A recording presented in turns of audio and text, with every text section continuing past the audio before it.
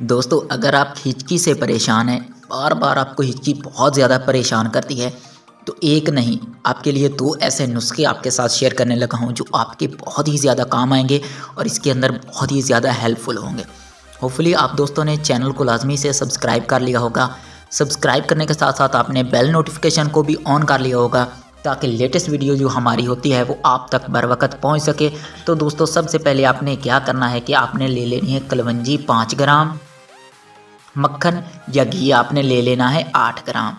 दोस्तों इसकी तरकीब तैयारी कुछ इस तरह से है कि कलवंजी का आपने सफ़ूफ करके मक्खन या घी के अंदर मिला लेना है। तरकीब इस्तेमाल, हिचकी के वक्त आपने इसको इस्तेमाल करना है, यानी कि इसको खाना है।